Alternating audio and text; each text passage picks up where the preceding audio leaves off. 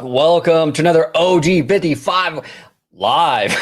I got the Italiano and our friendly neighborhood Spider-Man, Mr. Webba. We are taking your questions. We are talking shop today, whether you want to talk theme parks, whether you want to talk studio. We're talking about it up next here on OG55 Live.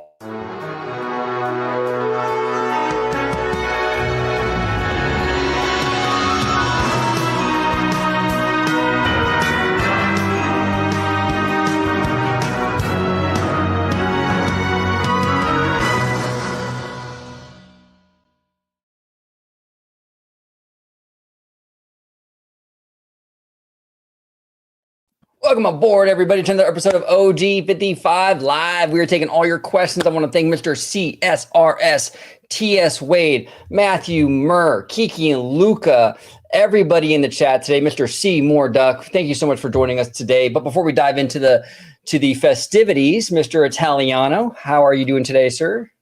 Doing good.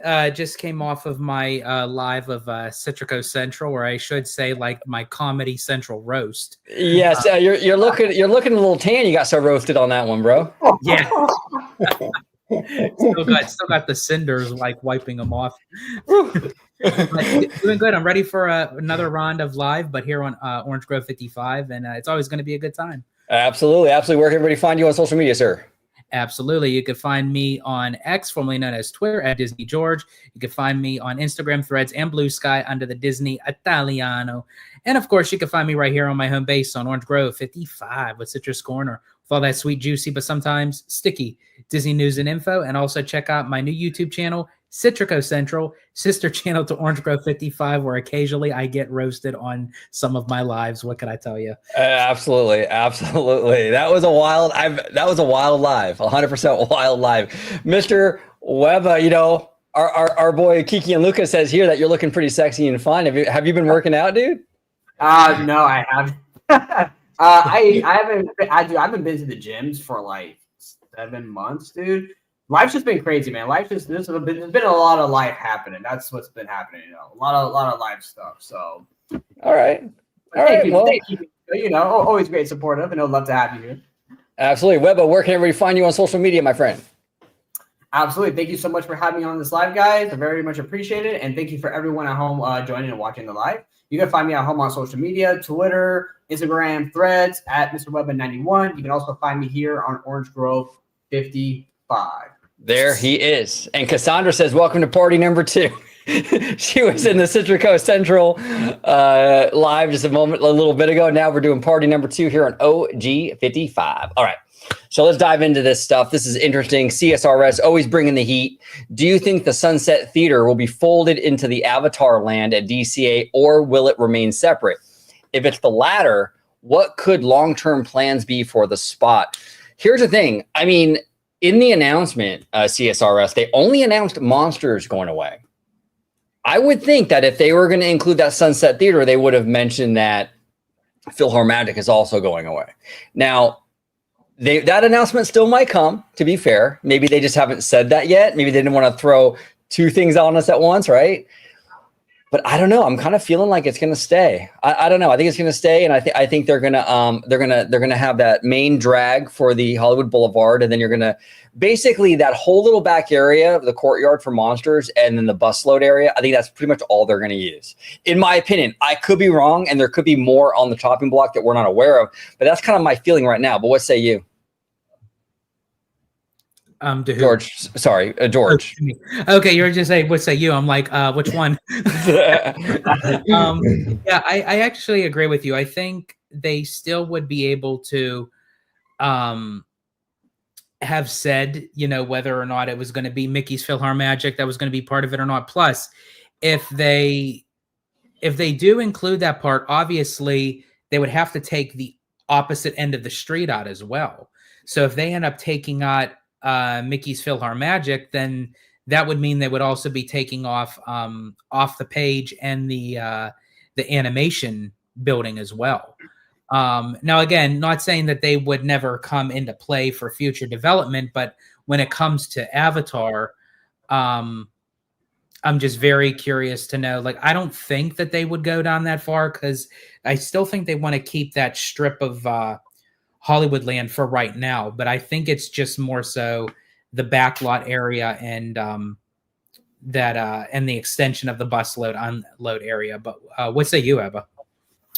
So I was thinking about this as you guys were just talking about this, and so you know how we always talk about how weird, to at least to us, that it's going to look like when you just turn, make a left, right, and then you have Avatar, right? Mm-hmm. However, I was just thinking, because again, my mind is still boggled at how Pandora is going to fit in that kind of back corner area, right? Here's if they haven't figured out, no, that's awesome. I love to see it, but my mind is still like, how is that going to happen? Yeah. I wonder though, OG, to your point, what if all of Hollywood, right? And like what I mean by this, because we talked about this before, but what if all of Hollywood from Buena Vista Street, like going past Carthay, going left, they had the same type of entrance style as Grizzly? So where it's kind of open space, kind of woody, and then as you go in, it transitions into more of the forestry aspect of Pandora. And then in the back corner, that's where you get that waterway, right? Because before we're thinking, well, how's that going to work? Because it's like you have like this urban setting down in Hollywood Boulevard, right? Like, how would that work? But I'm thinking, if you got rid of everything, right, when you go down in the middle where the fountain is, and then because we look right, it kind of transitions slowly into Grizzly, right? It's like some rock work, and you could do the same thing with Pandora, essentially. I mean, if you got rid of all of Hollywoodland, you know. Yes. So if you got rid of all of Hollywoodland, I think if they went that slow transition route, I think that would work actually. So if they did that, I would be totally cool with that, because also too, that would give you more space to utilize for Pandora as well. Right. No, exactly. Avoid Temptation, friend of the channel. What's going on, Tim? We appreciate you. He says here, I feel the exact same way about Avatar fitting in that spot. It just doesn't make much sense how the park is set up right now. That's the thing. I'm totally cool with Pandora coming into this park. I mean, it's weird with the California theme, but my main issue, though, more than anything, and I agree with you, Tim, is how it's going to work with these transitions and stuff. You know, because they're saying that Hollywood Boulevard is going to stay. See, and OG, that's like weird. It is weird, and that's what I'm saying. It's like if you got rid of all of Hollywood and set it up like the Grizzly area, where it's like that kind of slow transition into it, I think that would work. That would make a lot more sense for me. But when you go from like this urban kind of Hollywood shindig, then like into Pandora, like what? That makes absolutely zero sense. There's a lot they're going to have to maneuver here. Now, here's the thing. This Pandora is coming at the end of the 5 years, right? That they promised us at D23. So look, the last time we had a major expansion or reimagining of DCA was in 2012. And the last thing to open for that reimagining was Cars Land. And they basically redirected the California theme into more of like a California as seen through like those Disney glasses sort of vibe. Right. So, we'll do Route 66, but it'll be as told by the franchise Cars and things like that. Mm-hmm. Is it possible that when Pandora opens, that opening of that land sort of ushers in a new era of DCA? And again, they rebrand that whole park. I mean, we talked about a lot here on the channel where it could be Disney Cinematic Adventure or something like that, you know? There's still like a piece of the puzzle that we don't know yet. I'm for sure Disney knows, but we don't, because I've mentioned it before. I'm still very curious, like inside that meeting, what could they have possibly said to James Cameron, who is a stickler for detail, and face it, Avatar is his baby. What could they have said or done to convince him to say, oh yeah, we're going to put it in Hollywoodland. We're going to put it in the backlot area. That's going to be right off of Buena Vista Street. But then you have the Simba parking lot that is a completely blank canvas. But James Cameron's going to go for Hollywoodland. Yeah. Something is like missing where we're not understanding the correlation of how they're going to transition this, even off of Buena Vista Street. Say they were to even take out the Hollywood strip part. To still even, and I guess, one can argue of how it transitions into Grizzly Peak, but I don't know. It just seems like the placement of how it looks now. I just can't visually see. I agree with you. I agree with you and Tim and everybody here. Like, and honestly, too, we also don't know what these next movies are going to be. Like we said many times here on the channel. I mean, for all we know, it'll make more sense when those movies come out. I don't know, but go ahead, Webba.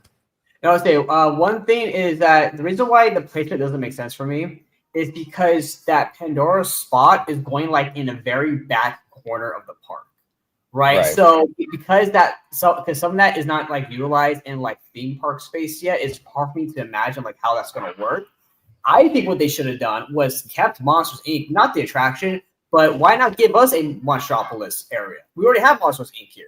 You know, and George, like how Cindy last time, how come they just didn't turn that into Monstropolis with the freaking coaster that Walt Disney was getting? That would have been dope, you know, and then put Pandora somewhere else. But yeah, it's going to be weird. Now, here's the thing. If James Cameron is agreeing to this, there has to be something that he knows more of than we do with the Imagineers on how this is going to work.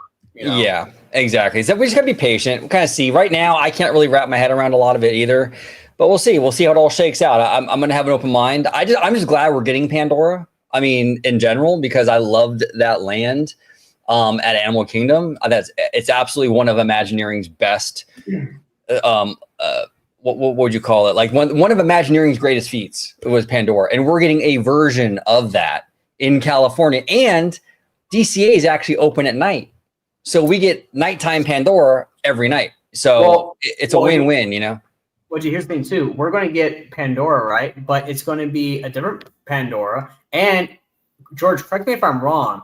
We're going to have the other movies incorporated into this land, right? Correct. Yeah. So they said at D23, it's not just going to be Way of Water. It's not even going to be Fire and Ash. This is also going to include Avatar 4 and 5. Right. And that's the thing. We don't know the story. And you heard, George, from, I forgot where you heard it from, but like that there is an Earth element to some of these sequels. Mm-hmm. So there might be a reason why it's being put here that we don't know of yet. So, but CSRS also makes a great point. My guess is Cameron went for the backlot because of the Pixar Place Hotel. He's like, yeah, I don't want my thing next to that ugly fucking thing. plus the backlot allows them to get it in DCA faster for 2029. Yeah, and plus I also think CSRS that they don't really want to touch Simba lot. And I think you've asked this question earlier, and I'm kind of touching upon it now, but I think they really want to save the Simba lot for like later. I think they want to kind of tap out for the existing park space, and then when they run out, then they go to Simba lot. You know what I'm saying? But really quick, I just have to bring this up because I read this completely wrong, and I do apologize, Cassandra. At first, I thought you said After Dark panties in Pandora. All the chicks, OG55. I'll go with you. After Dark panties in Pandora. Let's go. I'll wear it on my head. Come on, let's go. You know? There we go. And we got Kaylee in the house with 2 E's. Where's Seymour Duck? We got the quack. There he is, Mr. Seymour Duck.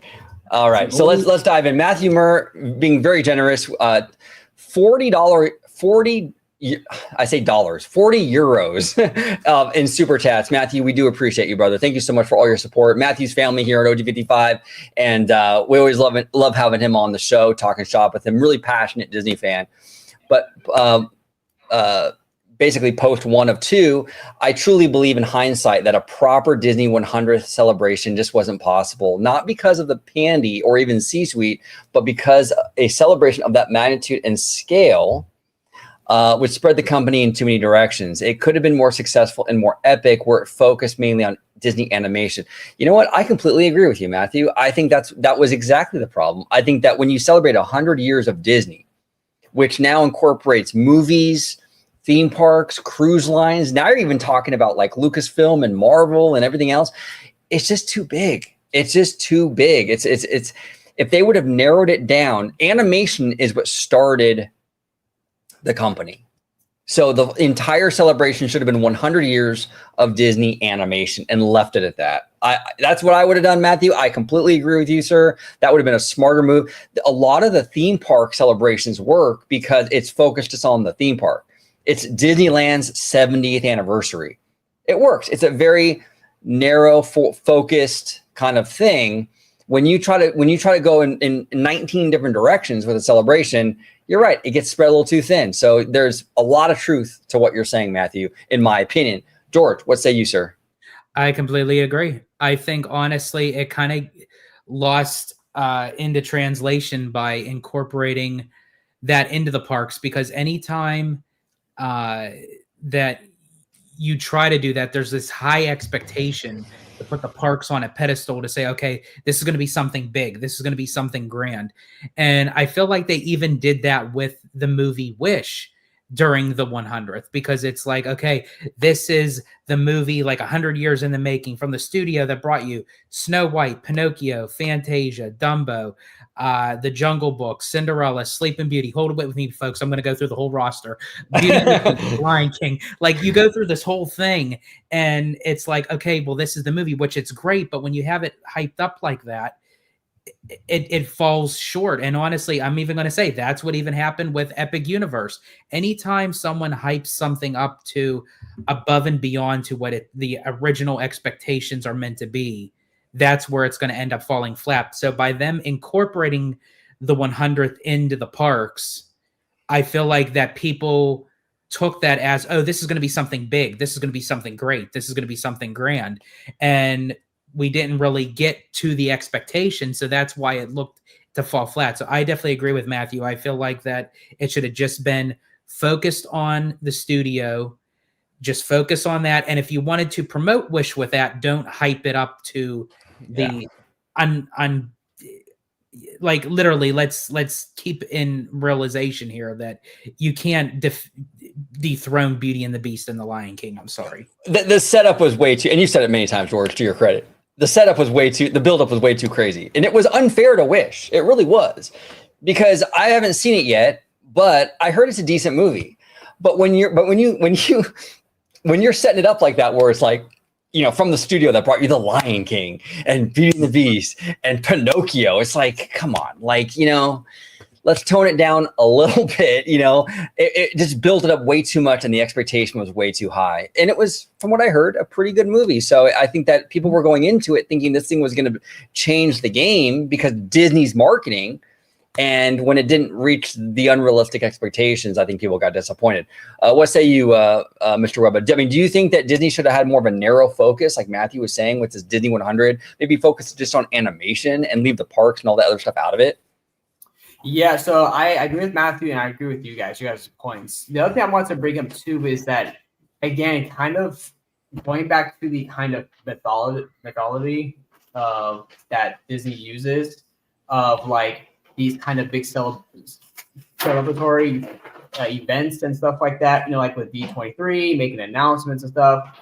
I feel like with this, they did the same thing, whereas they kind of shot themselves in the foot because every type of big event, they're going to celebrate it some way in the park, right?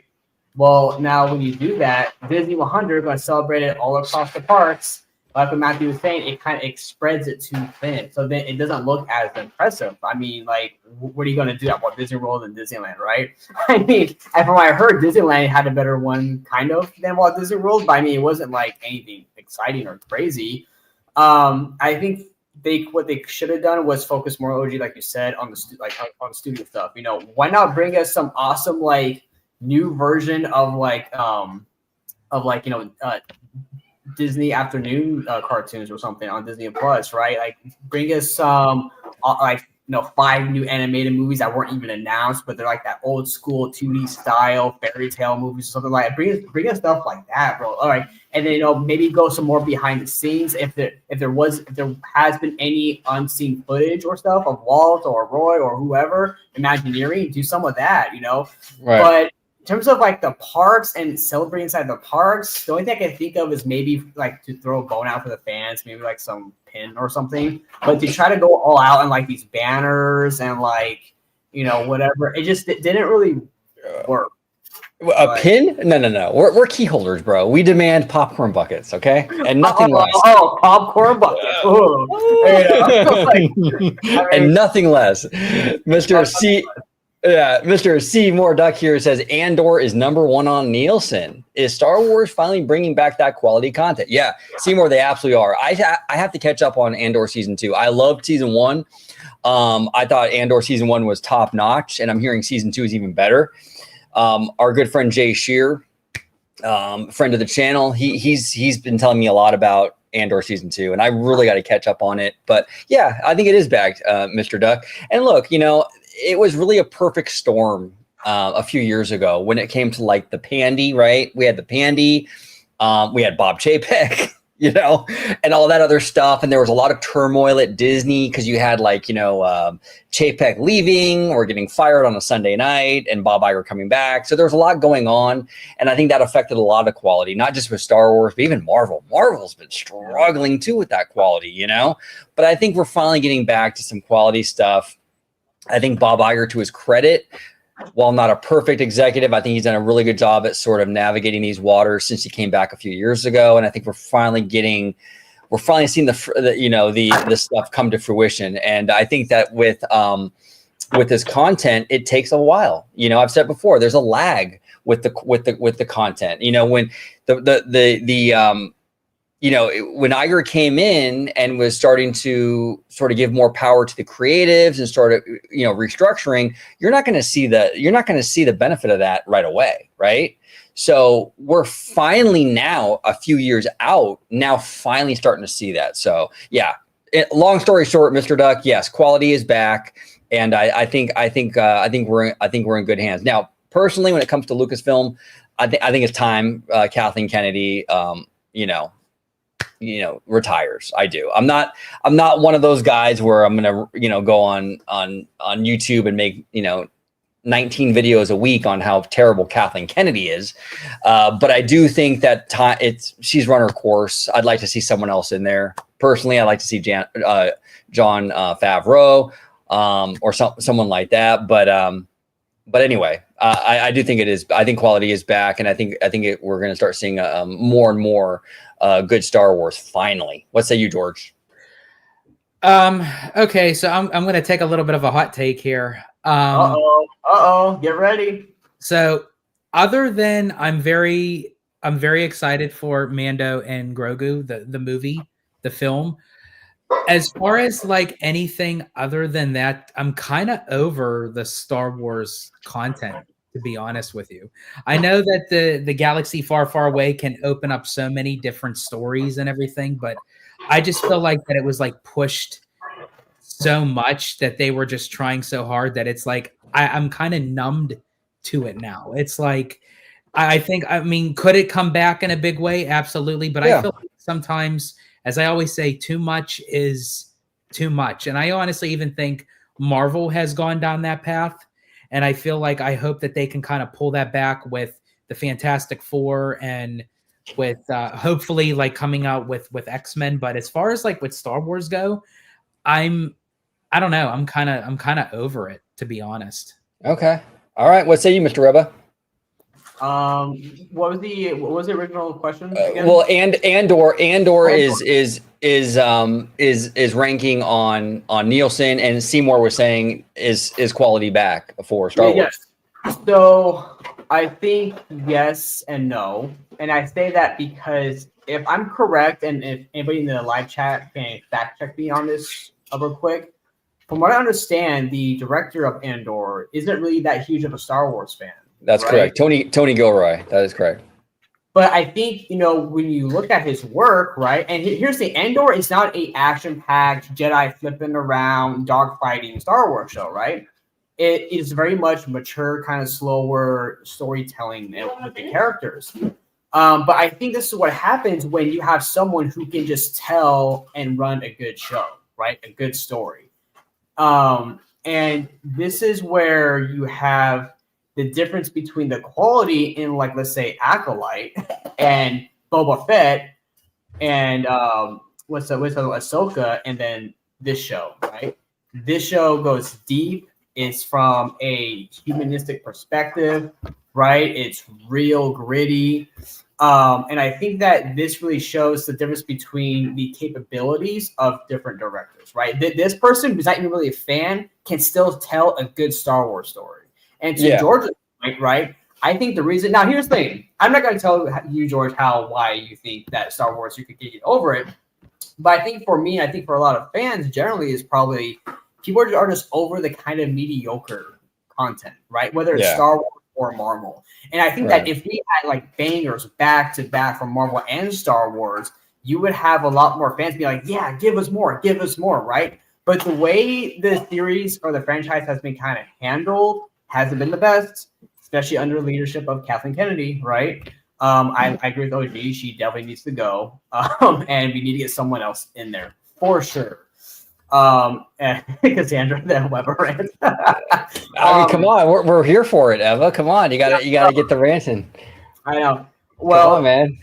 I'm just trying to put my thoughts into perspective here, right? So yes, so I do think that Star Wars is back in this regard for quality. But if we're going to get other directors who just don't know how to tell a story, regardless of the material, we're still in for a kind of a shit show of like mediocre stuff to bad stuff. Yeah, I just feel like even if it was to get good content, I still just feel like it's just too much. Like for me, like as I said, I feel like completely numb to it. And as far as Kathleen Kennedy goes, I mean, let's face it, she's as old as Yoda. Like, I mean, she should have been out of there like 10 years ago, to be honest with you. So it's like, I don't know. It's just, as I said, I'm very excited about Mando and Grogu. Yeah. I think that would be done really well because I feel like that is like pioneered between Favreau and Filoni. Like that's going to be cinematic gold, I hope. But as far as anything else, like anytime they say, oh, here's a new Star Wars project streaming on Disney Plus, I couldn't care less. Sorry. Well, I would just say real quick, I got to disagree a little bit with George on that. Like, I think that if you create quality content, in general, I think people don't mind there being a lot of it. Like, Marvel had a ton of stuff leading up to Endgame, and no one really cared because they kept making quality stuff. I think the fatigue only comes in when they start creating like mid to bad content, right? But if Star Wars was churning out like banger after banger, I think we'd be okay. But I think that's part of the problem though, because I feel like with Star Wars, it was this main story of like with Vader and Luke Skywalker. I feel like when there's so much more story that they just keep on going like off the realm, people are like, okay, this isn't Star Wars to me. Star Wars is this generalized story. So that's why me personally, and I get it, Disney has to capitalize on it for the amount of money that they spent on it. But in a sense, I feel like that they're losing money in that sense because it's just, and I get what you're saying, like the mediocre stuff, but I think with Marvel, it was kind of already there because it's based off of the comics. Right. Where this stuff is just created out of left wing. And it's like, oh, well, let's create this kind of storyline with these characters and see where this goes. And for me, I just feel like it's just too much. Well, George, so here's the thing. To your point, though, what Disney did was they went into Star Wars too heavy and too fast, right? I mean, to your point about losing money, look what happened to freaking the Star Cruiser, right? They banked on just Star Wars branding and franchise IP name alone. Oh, Star Cruiser, it's Star Wars. People are going to gobble this up. No, they won't. It was a one-time shindig. You go there, spend your $5,000 for 2 nights, and then you're out. Never doing it again, are you? No. So guess what happened? Disney, it dropped, and then they try to make excuses about why it failed, even though they know why it failed. It failed because no one wants to pay $5,000 fucking dollars to go for a 2-night fucking stay at doing LARPing. Okay, no one wants to go. Wait. Hold on a second. It wasn't $5,000 fucking dollars. It was $6,000 fucking dollars. Let's get that right. $6,000 fucking dollars. See, Cassandra, you got the Webba rant. Webba brought it. You brought it, Webba. Absolutely. Okay, Matthew Murr, again, very generous super chat. We got 20 euros from Mr. Matthew Murr. I've backtracked a bit from my belief that Cinderella should be the de facto leader of the princesses. She should still be leader of the classic ones, with Ariel being the leader of the Renaissance princesses, and either Rapunzel or Moana being the leader of the revival princesses, just to even the score a little. What do you think? Honestly, Matthew, it sounds like Lord of the Rings. Game of Thrones, right? Honestly, I don't think there needs to be a leader. I don't like this. I don't like the meta stuff so much. Like, I feel like each of these princesses are great, and I don't think we need to have like a leader of like the group. Like for me personally, right? I feel like they can all exist and kind of just be who they are. I don't need like one to be the leader of the bunch. You know what I'm saying? I mean, look, I like some of the stuff they've done, like, you know, Once Upon a Studio, or every now and then you'll have them all together in like maybe like an event film or like an event short or something like that. That's fine. But in terms of like there being like this known thing where it's like Cinderella's the leader of the old, you know, I don't really, for me personally, Matthew, I don't really need that. That's just me though. What say you, George? And I'll go to Webba. Yeah. For me, I don't really see it that way. Like where it's like you have to have one particular princess for each era that should be like the headliner, so to speak. I feel like that, you know, kind of dilutes the other princesses' capabilities for their own stories, because I think for a long time, and I think this is like how Disney kind of portrayed the princesses, because a lot of times, like for like when they used to do like these DVD specials and everything, or the princess sing-alongs, or even like some of the live stage shows in the parks, they group the princesses together. And I get that for a good show, but I think a lot of people kind of got used to that, where for me, it should just be, okay, let's focus on each individual princess for their own story and let them be the leading lady, so to speak, for their own story. Yes, absolutely. What say you, Mr. Webba? So not a princess, but a lady, and who I would say, if anyone would be kind of the first image, would probably be, and I dare to say, maybe as popular, well known as Mickey Mouse, and that would be Tinkerbell. Oh, okay. Because she, not a princess, but she is one of like the mascots for Disney. And so I would say, if there's any one person, one female character you're gonna put up in front right there to you know, to like just lead that gang of women, it's gonna be Tinkerbell. There you go. There you go. Absolutely. Shout out to Mark Davis. Absolutely. Absolutely. Lucas and Disney. Lucas Kim is in the house. I want to thank you, Lucas, for joining us, brother. The problem about Star Wars is that there are way too many boomers, Gen X, and millennials who grew up with the old Star Wars that they just don't want to accept and be open-minded about new things. I would agree with that. There is a lot of closed-mindedness in the Star Wars community, right? And, you know, not my Star Wars kind of stuff. And it's like, look, we all want quality content, but we also have to be open to change, you know, because these franchises need to evolve to survive. And that includes Disney. And I say this all the time with the theme park stuff. If Disney isn't evolving, they're going to die off. They're going to end up like Sears. Okay. And I don't think any of us want that. Okay. So it has to evolve with the times. And same with Star Wars. You can't just live on the 1977 version of that franchise. It has to grow beyond what it started to be. And even George Lucas understood that when he did the prequels and things like that. So 100%, Lucas Kim, 100%. And speaking of Lucas Kim, we got a member for 11 months. Lucas, thank you so much for being a member almost a whole year. Appreciate that. Thank you so much. Bring more anime and Kamen Rider shows on Disney Plus and afternoon TV, and bring K-dramas on Disney evening TV shows. Yeah, absolutely. Dude, the K-dramas are big business, man. Big business. I'm not familiar with Kamen Rider. Are you familiar with that, Webba? Do you know what that is? I'm not really familiar with that.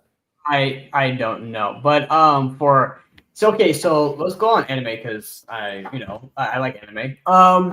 It's interesting because the cool thing about anime is that you know like how here in the US, like a lot of our cartoons are like kind of this kind of kiddie stuff, right? You know, kind of jokey and stuff like that. The great thing with anime is that the Japanese really have different categories or like genres, right? So it's just so you have like horror, you have mystery, you have drama and action, space, right? Sci-fi, all these different ones, right?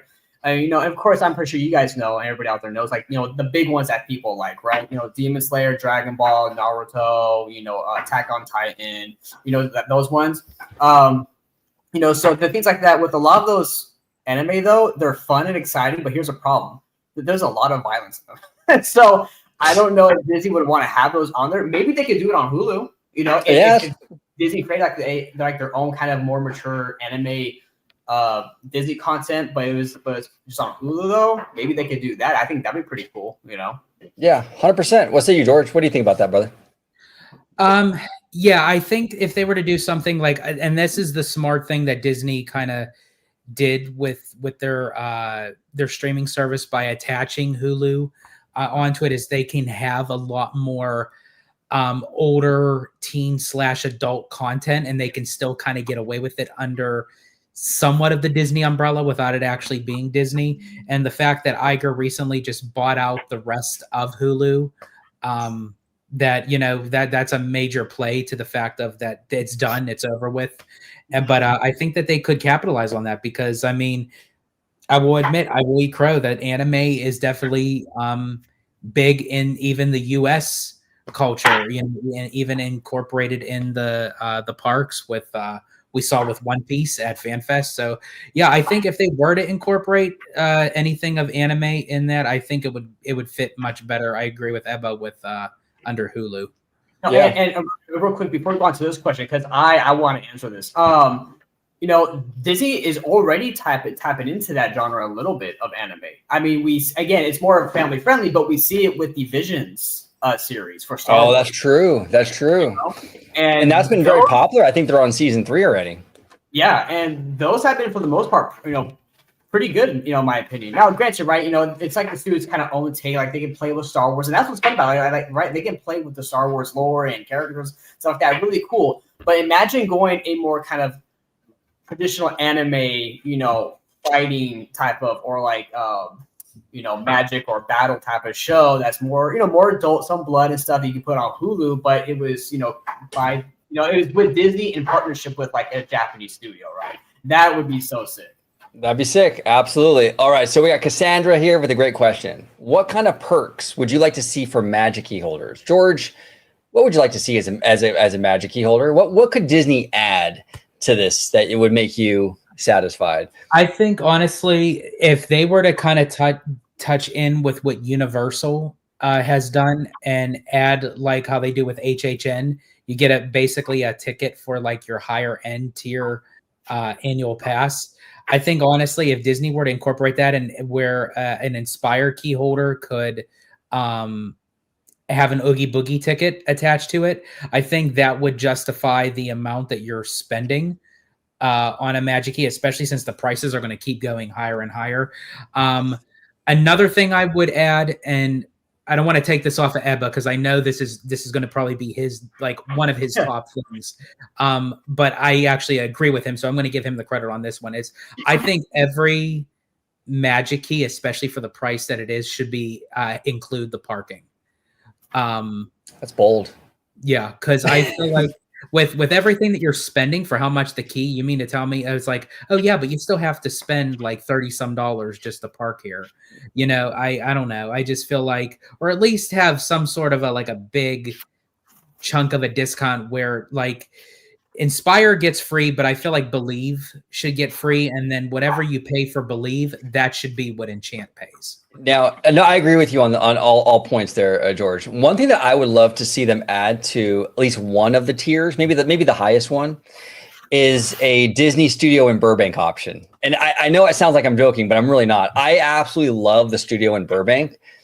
That studio, I felt the feels like crazy. And I've been there like 3 times now, and every time I felt the same way. I would love there to be some option where you can go there with like some sort of access pass connected to your Magic Key. And I would utilize it 100%, you know? So I would love and I've been saying that for a real long time. I love the studio, just walking around, enjoying it, shopping at the studio store. I think it's a really, really good time. So yeah, add something like that to the passes. I mean, look, we have a lot of locals here, a lot of Disney diehards. They would probably eat that up, you know? So I don't know, but there could be logistical issues with that too, though, because it is a working studio, and I don't know if they'd want to have a bunch of Magic Key people walking the lot all the time. So yeah, I don't know, but it'd be kind of cool to have it. Or maybe like have like a block out of time, maybe like not like through the whole year, but maybe like at a certain time frame within the year, Magic Key holders can say like from this time to this time, you could pick out a block out date that you can go and tour the studio. Right. Absolutely. What's the Webba? Okay, let's go. Okay, so OG, to your point about the studio thing. Okay, let me kind of circle back to the D23 Gold membership thing. Which, by the way, I told OG this, George. I think I told you the package for this year is banger. This one was like worth it for the membership, right? But if you want to do if you want to do studio stuff, I think being a gold member for D23, you should have access to that type of stuff, like for free. I'm not even joking. Sure. Now, for the theme park for the Magic Keys, the reason why I was telling you, George, why I think each key should have free parking is because it is. Why does Walt Disney World's annual passes, all of them, even the lowest tier, get free parking? What's up with that? Okay, so get free parking.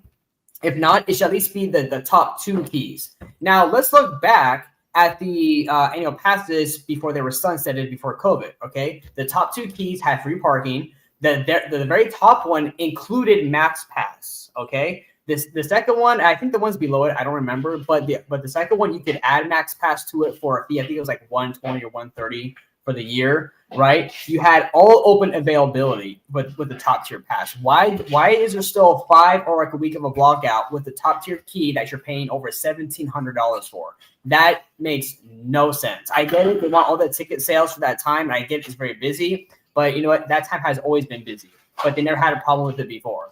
So don't tell me that's an excuse for them to like block that out for the Inspire key holders, right? Another thing someone mentioned, right? A free fast passing.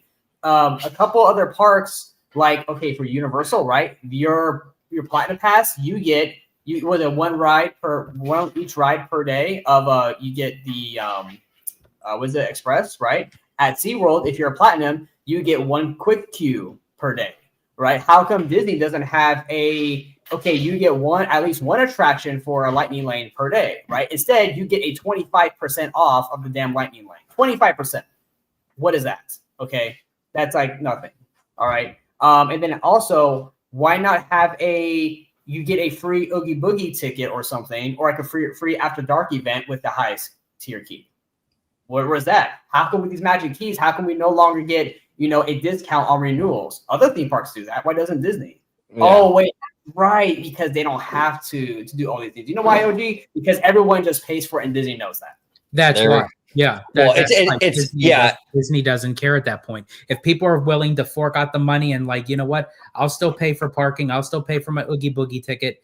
Do you really think that they're going to cater to us? Absolutely not. No, they won't. There's that. Also, yeah, they don't. But also, we have a major issue with demand here with Magic Keys. I think they're trying to mitigate like the parks being overrun by key holders. You know what I'm saying? So they're trying to like almost like they want to sell them, but they're also like they don't want to do too much where it's the entire park is Magic key holders. I think they do want that tourist element in there, and these parks only have so much space. So I think they want to. I don't think they want a ton of key holders. I remember back in the day, like the old Al Lutz articles, like back in the day, dude, like in 2005 and 6, Disney was like getting really worried about like how many annual passes were out there.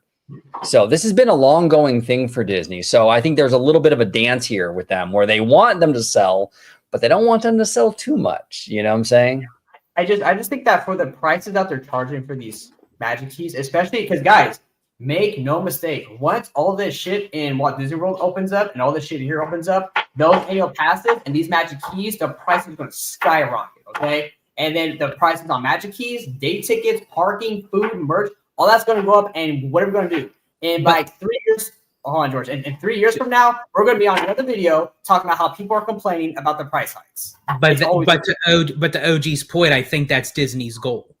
They want to raise the prices because they want to cut out Magic key holders. And I think with all this new stuff that's going to be opening up, especially for Disneyland Forward, they're going to want to drive people to Disneyland for a vacation destination. I really do think Disney's not saying it in their own words, but I think Disney's long-term goal is to make Disneyland not a locals hangout as what it is now.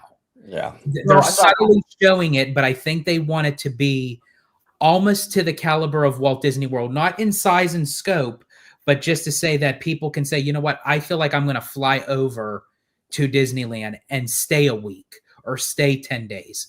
They want that for Disneyland. And unfortunately, because of the size as well, they don't want, as OG said, like a flush hold of key holders, even though despite I'm one, I'm a keyhole first and foremost, you know, but it's like, but in Disney's long term, I think they want it more a travel package with a family. You book the hotel, you buy the tickets, maybe have like a little dining plan thing, you know, down the road. And then that's where I think they're going to want their bread and butter. What say you, Webba? No, here's the thing. I agree with you because even when we were watching the Disneyland Forza, you know, Ken Potrock was saying they want to make the Disneyland Resort a multi-day, multi-night destination, right? And even Todd Reed here in the chat, that's what he's saying as well. Like, you know, from a business perspective, what they're doing makes sense. And of course, to your point, George, like I get it, right? From their business perspective, that's what they want to do: raise up prices and only have basically ticket people, right? But however, though, I want to ask you guys this: will there ever be a point for a Disneyland resort here in California where there are no more annual passes, magic keys? It's only tickets. No, because I think Disney wants they want their cake and they want to eat it too. Okay. And basically what I mean by that is that they want the key holders in the part of the conversation. They want the key holders part of the equation, because what they want to do is they want to funnel the key holders into spots that are slower. So let's say in January and February, it's a slow time of the year for tourism. Well, that's a perfect time to have a bunch of key holders kind of fill in the void, right? So they want that element, you know what I'm saying? So they don't want to completely remove it. They just don't want it to overrun the whole thing where it's like the family from South Korea or Australia can't get in because, like I said, you only have so much space. This is a physical place. So if it's 90% key holders, that's a problem when you're trying to become more of a resort. You know what I'm saying? So then let me ask you this. Do you think they could ever take out some keys and only have, instead of 4 options, you now have 3 options for magic keys? Whether that's Inspire or Believe, or Inspire and, was it Imagine, right? The lowest ones? The only reason why I don't think they would do that is only because, like, we've seen it even on a few weekends where on a Saturday, it was very light crowds. Yeah. But on a Sunday, it was like jam-packed. Why? Because there was a certain tier of a magic key that was blocked out for that particular Saturday. So if you only have 2 keys, everyone is going to get either one of those 2 keys, and there's nothing really that you can block out with. So if you have both tier keys where it's open for both, it's going to get over congested, in my opinion. Okay. So then one last question. Okay, this is a hot one, okay. And for everyone in the chat too, do you think to mitigate the annual pass magic key problem, especially here in California, should they stop the monthly payment plan? That's the biggest thing I think fueling a lot of this. Okay, now if you have a $1,500 annual pass or magic key, right? Yeah. You know, if you break that down over 12 months, that's affordable for most people, right? Mm-hmm. But if you tell people, no, we're not going to let you do, a monthly payment. You got to pay $1,500 up front. Well, that's a little harder now. You know what I'm saying? So you would see, that's the thing, and this is where the song and this is where the dance comes in, right? If they were to get rid of the monthly payments, that might cut too deep. Because then you might lose way too many. You know what I'm saying? I think it would, because if it hits a certain threshold of a price for me, I would drop one of my keys if that was the case. Right. Yeah, exactly. Because one of your keys. Look at you, one baller. Of my keys. Yes, one of my keys. Look at this over here. The Jay-Z of key holders. You know, look at this guy. You know, but Lucas Kim here again. Thank you so much, Lucas. Appreciate the $5 super chat, brother. Disney and Universal should jack up prices for annual passes in Florida state by 60 to 70% to ease up park ticket prices and have some folks move out of Florida. So basically, I think what you're saying, Lucas, is basically jack up the annual pass prices so it opens up more room for tourism. Is what I think is what Lucas is trying to say. Now I'm not as familiar with Florida, but isn't Florida already sort of like heavily based though with tourism though? I feel like the annual passes are very much like a small, or at least a much smaller percentage, right? Yeah, I think there is a group of people, like I'd say a big portion, who are annual pass holders for Walt Disney World, but I feel like the way that Walt Disney World is operated, it kind of is overshadowed by people who buy the vacation packages.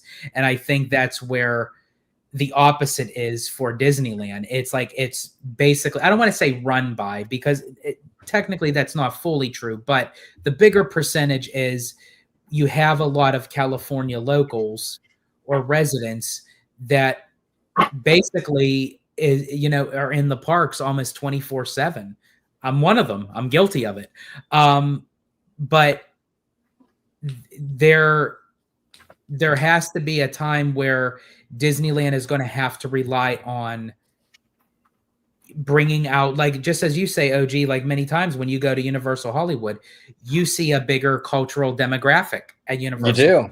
There's a lot more international guests at Universal.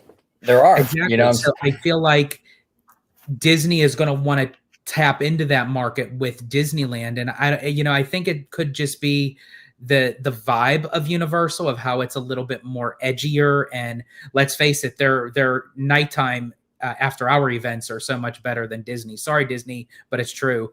And I feel like that until when Disneyland Forward does become like moving forward, where we're starting to see growth in the resort, we're going to see, as Ebba had put, skyrocket for the Magic Keys, because they're trying to kind of weed out the locals to bring vacationers in. Yes, absolutely. Webba, before we move on to our next comment, any thoughts on this, Lucas? I mean, I guess. I mean, I don't know. I don't really know much about like the Florida kind of demo besides it being a tourist place. I mean, here's the thing for me. Like, I just want something to be affordable for everybody. For Disney, right? I mean, but yeah. So I don't really have much to add to that. Okay, that's fair. That's fair. Epic Berserker is in the house. Do you think the stigma of Disneyland Resort being a local park hurts its image? Well, I think it hurts the image when it comes when you're Disney, right? Epic, when you're Disney and you want to sell your resort as a resort, you're not trying to be, a locals regional park. Disney's not really in that business, really. You know what I'm saying? Yeah, it kind of does, man. I think it kind of does hurt. I mean, I think Disney wants it to be more. Look, not to say that like there can't be any local demo in the park. They want locals for sure, but I just think that Disney feels that the locals take up too much of the overall pie. And they want to kind of bring in more, international tourists, out-of-staters, you know what I'm saying? So when people refer to it as a locals park, it does hurt it. It does. Because here's the other thing too. When I think of Disney parks, I think of a global destinations. I don't think of like locals hangouts. I think of like Knott's or Cedar Fair or Magic Mountain, or even like parks like even like Legoland. It's more locals based, which isn't bad, but Disney feels more global to me. And I think that hurts the image a little bit, in my opinion. But now, Ebba, what do you think about that? I mean, do you think that the regional sort of like the locals park thing is sort of hurting Disneyland Resort's image and trying to sell it as a resort? Or well, so it's funny because it kind of goes off our conversation we just had with the Magic Keys, right? Right.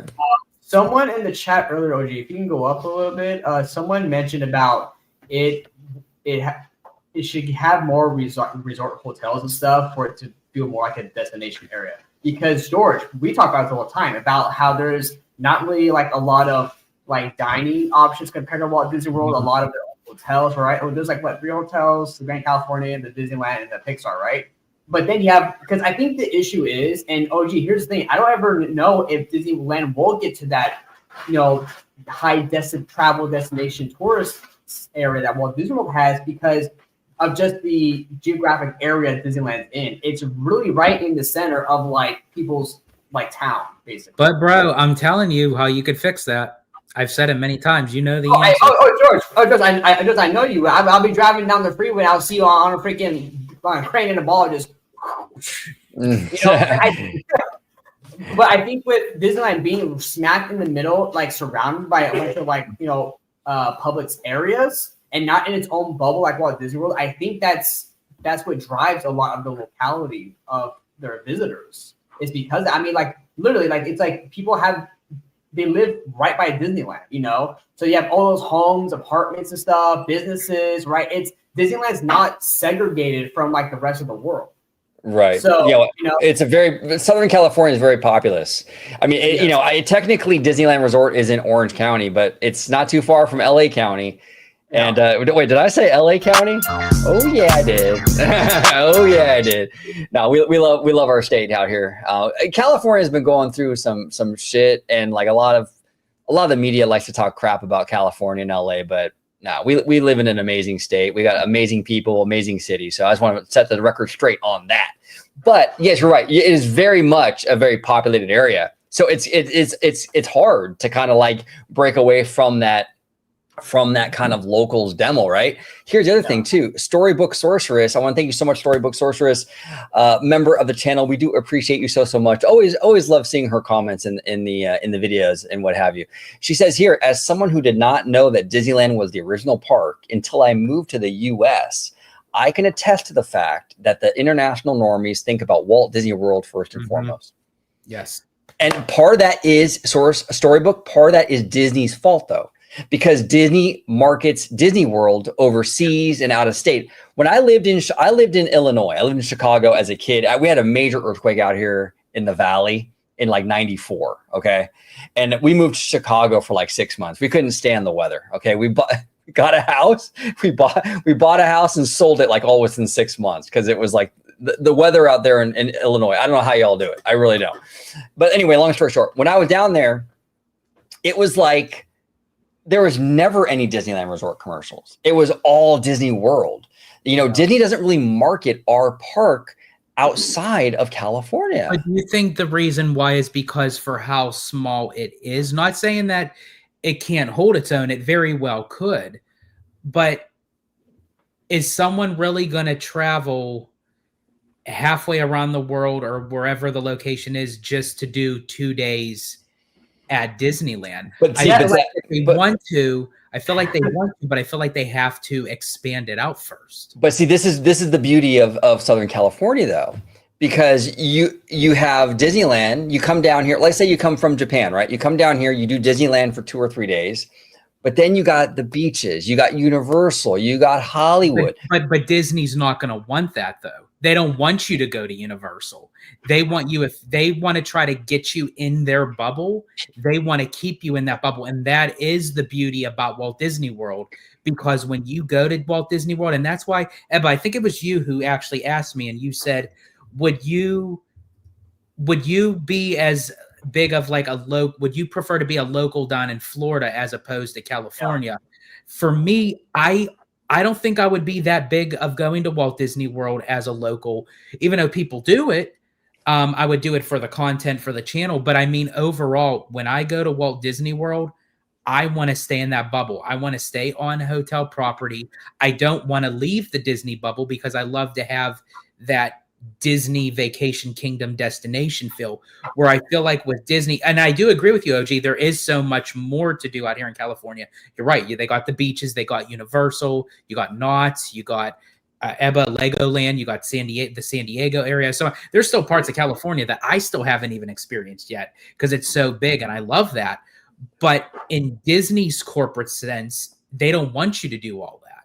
Yeah, they want you to just come in the bubble and stay in the bubble. And I feel like Disneyland isn't ready for prime time yet when it comes to that, because even though there's a lot more to do in Disneyland Park than it is ever right now in Magic Kingdom, but as a whole, there's not enough to keep people on property for a week. We even have Celestial Park. I mean, the Grove out here in LA, you know? Well, here's a few things is that I think One, Disneyland markets Walt Disney World. You go to any Disney store in Disneyland, they give you a Walt Disney World bag. Okay, it has Walt Disney World's castle on it. Why is Walt Disney World's like Magic Kingdom's castle on a Disneyland bag? Okay, well, that was Jay Rizzullo, right? That was Rizzullo. Yeah, that was part of the One Disney initiative where they wanted to save money on. Before we used to get Disneyland bags, and then Jay Rizzullo came in and thought, you know what?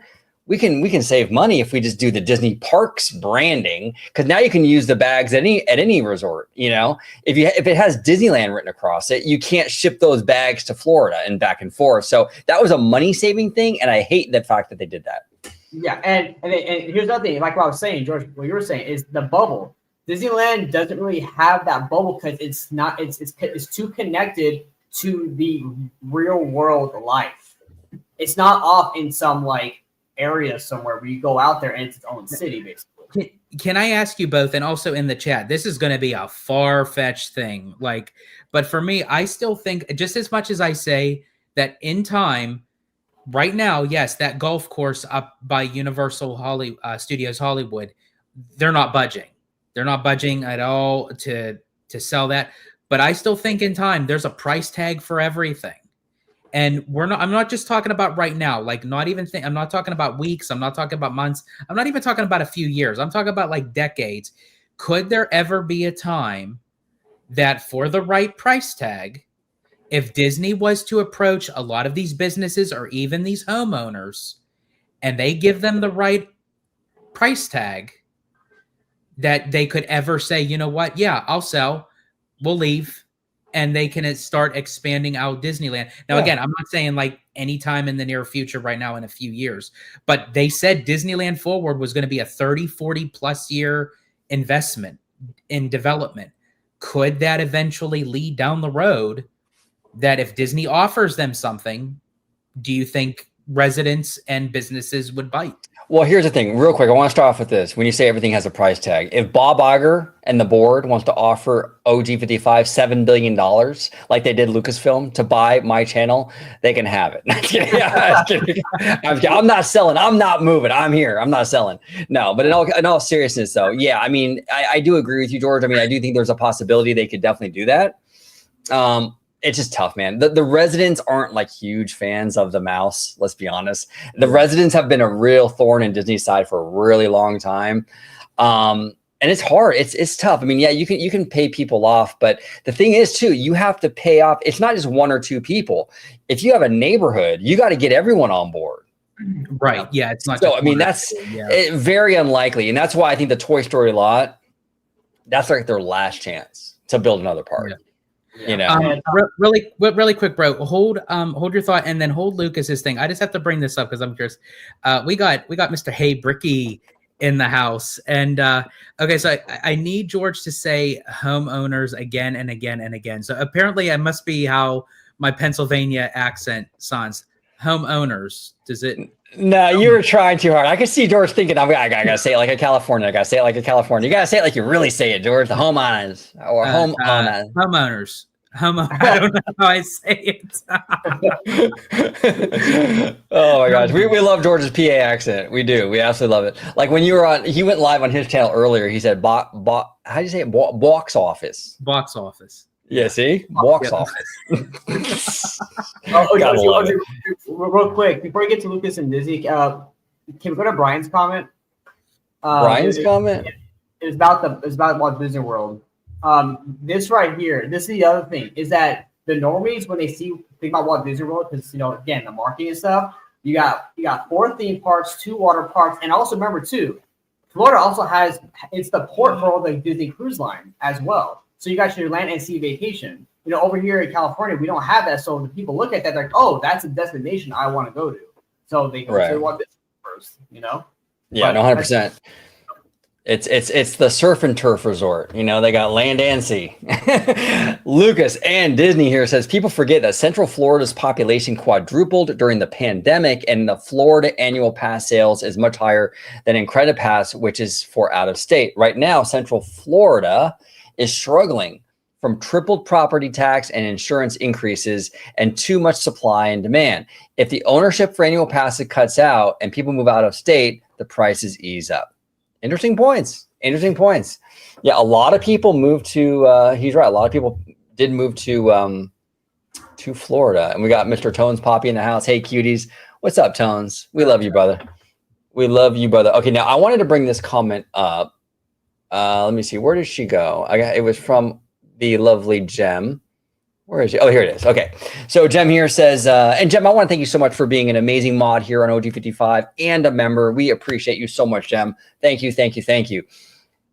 Jem here says, case in point, I am listening to this by Small World waiting for Paint the Night. With that being said, every time they try to end up opening keys, so how do they break that cycle?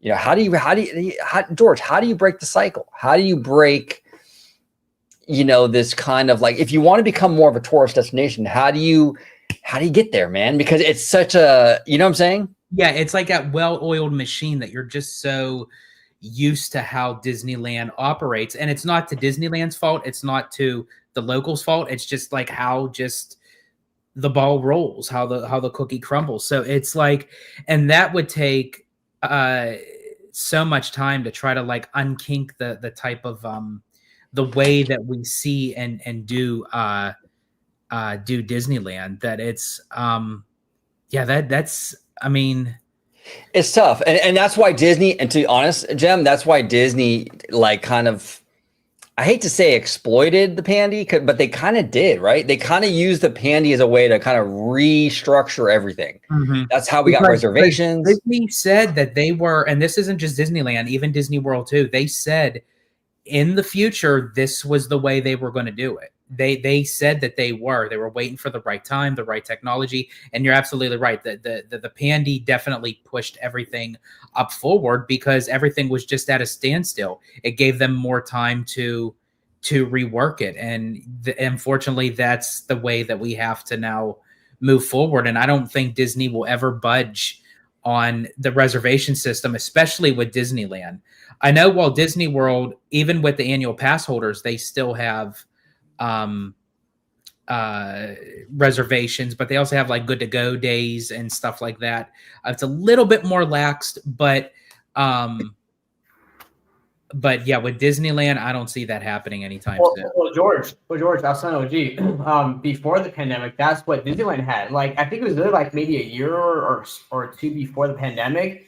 Disneyland had introduced a new Flex Pass that they brought out, and this pass was pretty dope because it gave you, because it had good to go days and it had, you know, then your available days, right? So your good to go days were the available days, and then you had days for reservation, right? Those were blue.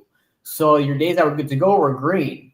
Now, if you combined it all, it gave you a potential amount of the same days, I believe, as the second highest annual pass. So, but that pass, I think it was like maybe a little bit cheaper than deluxe, but you still got kind of the same perks as the deluxe, and it was cheaper and you had more days potentially. Yeah. So that was very interesting pass that they came out with. So I had that pass for like 2 years. I remember it was like I had it for 2 years at least.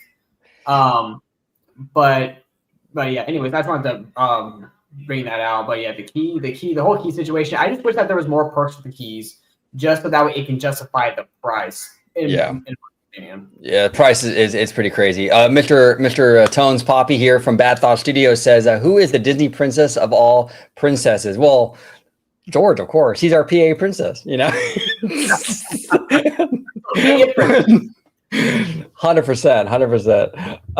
Okay. There we go. Storybook Sorceress here says international guests are not into the bubble thing. They rent cars and go to Universal, Legoland, Busch Gardens.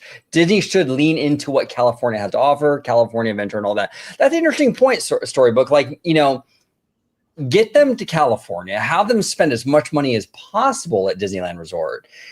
And then if they go out to other stuff, that's fine, but try to get them to go to the resort at least for a few days. Mm-hmm. And if they go to the other locations, cool. But if Disney gets a piece of that, wouldn't they want a piece than nothing at all? That's what I'm saying. Yeah, you want a piece of nothing at all. So really made that sound so dirty. Yeah. Your mind's in the gutter, Doors, and there's only room for one of us in the gutter. There's not enough room in this gutter for both of us, buddy. Hey, Brickey, and I want to give a big shout out to Hey Brickey. Brickey is a friend of the channel, awesome dude. Check out his channel, Hey Brickey, and the Brickey vlog. Amazing content creator. We react to so much of his content here on OG55 because he does inspire us a lot. And so thank you, Brickey, for just everything that you do. We appreciate you, brother. He's saying here, if you were rich before 2020, Thanos snap, you got richer. If you were poor, you got poorer. Disney and all of corporate America took advantage of that moment. Yes, well said. Exactly. Well, that's exactly what happened. Well, Brickey, here's the thing. I was poor before, and I'm still poor now. So, and you basically just proved his point. There we go. See, exactly. We got Mr. Sam Chat in the house. Sam, thank you so much for being a member, brother. We do appreciate you.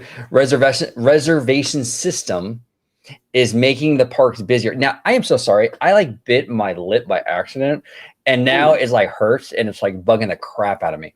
And I can't even talk. Reservation system is making the parks busier than ever, which is leading to more investment in the parks. Therefore, I don't think the reservation system is going anywhere anytime soon.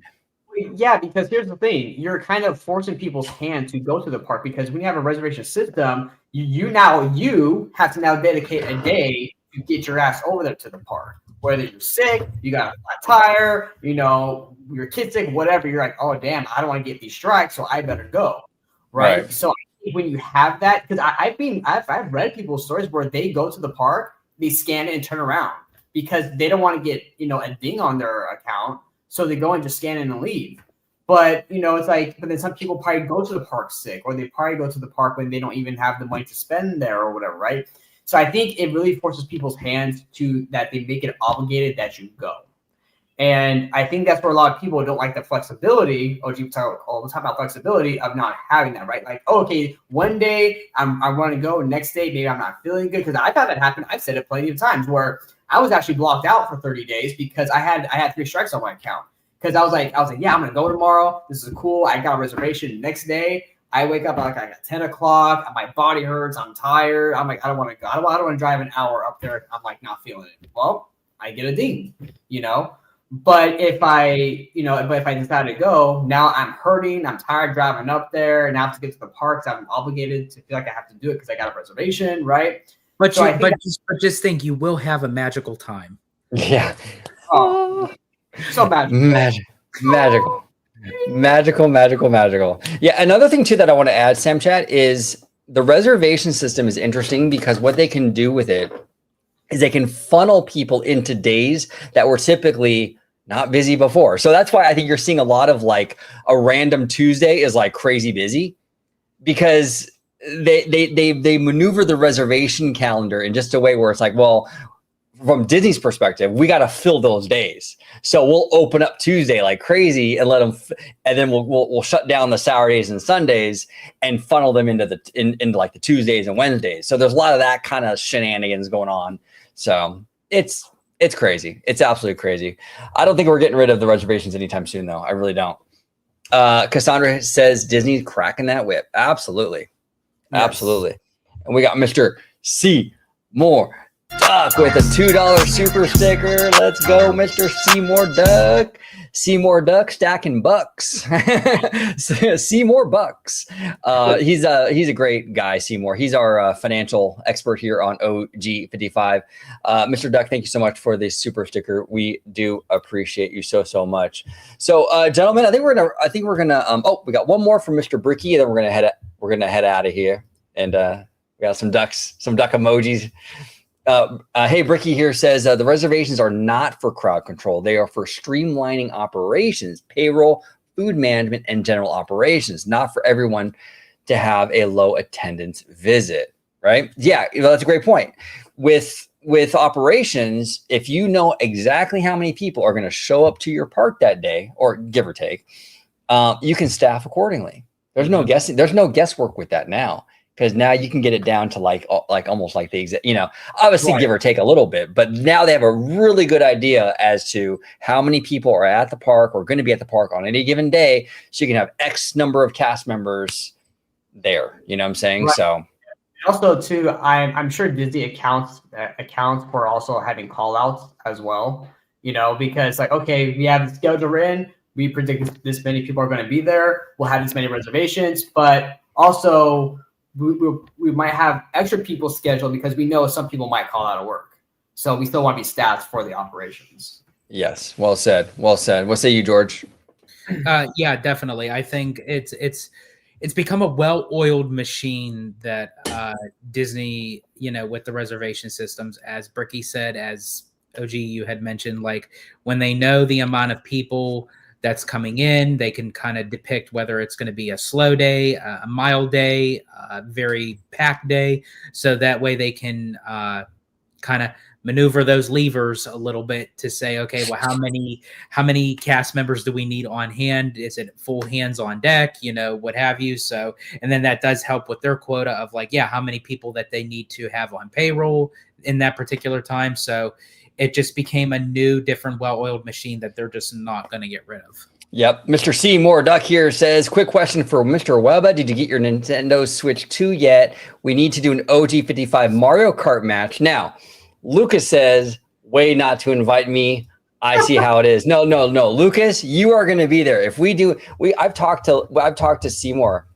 We've talked about this where we want to do like Mario Kart, streams on the channel. We thought it would be like a lot of fun, and you will definitely be invited to that. We'll do like the whole OG crew. It'll be a really good time. So it'll be a lot of fun. But Mr. Webba, did you get your Switch 2, buddy?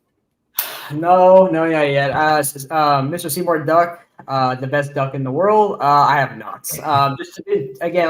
We just moved. Just a lot going on in life right now. So I will eventually. Don't worry, I will, because like I said, outside of Disney, I love Nintendo, just like you do. I love Mario games. I love, playing Zelda and all the great games on that console. I am excited for it, and I will get it. But as of yet, I have not. Also, I have to save money to get it as well. There we go. I want to thank everybody that joined us today. Lucas Kim, we love you, brother. We got Lucas Kim, Mr. Seymour Duck, Storybook Sorceress, Shane Narani, Brian, Mr. Hey, Brickey, Tones from Bad Thoughts, Jem, Kaylee, Sam Chad, Epic Berserker, everybody that Theme Park Casual. Oh, look at that. One of my keys, baller. See, George? Telling you, man. You over here stacking bucks like Mr. Seymour Duck. But I want to thank everybody here for joining us tonight. Really fun show. We're going to do this again very, very soon. Mr. George the Italiano, where can everybody find you, sir, on social media? Absolutely. You can find me right here on Orange Grove 55 with Citrus Corner with all that sweet, juicy, but sometimes sticky Disney news and info. And you could also find me on my new YouTube channel, Citrico Central, sister channel to Orange Grove 55. There is. And this is so good. I love this. Lucas says, I have like 6 switches, right? Not joking. And Seymour was, bro. I love it. I love you guys. And Tones, I love you too, baby. You're super sexy. We love Tones. Mr. Webba, where can everybody find you and your sexy ass on social media, bro? Absolutely, OG. George, thank you so much for having me on. And everybody at home, thank you so much for watching. You are all fantastic. You can find me on social media, Twitter, Instagram, and Threads at Mr. Webba91. And you also find me right here on Orange Grove 55. Oh, yeah, right here on 55. Thank you all so much for watching. We're going to do a lot more live streams very, very soon. And Tones is asking, did George lag? Because that doesn't seem like his normal social shout out. George is trying to cut back because he's got too much shit going on. Yeah, I'm trying to rework, because I know you guys are so used to my famous spiel, and I know you guys love it. I know you guys miss it, but I'm trying to hone in on where my main focus is. And it's basically on here on Orange Grove 55, my channel, Citrico Central, and honestly, Instagram. Those are the 3 top things of where I'm active on. That's the George, IP flywheel, basically, right? Is that the George flywheel? Lucas is saying here that he's blaming it on the kidney stones. Oh, okay. And we got, let me see here. We got one more from the lovely Jem. Have a good night, everybody. So everybody, thank you so much. We love you. We will be very back. we will be very back. Okay, we will be back. We'll be back. Back. We're big back, baby. We'll be back very, very soon. And until the next time, should we cut the lights? Should we cut the lights? And cut the lights, cut the lights, cut the lights, cut the mother. Thank you for watching OG55. If you aren't already, consider becoming a member today.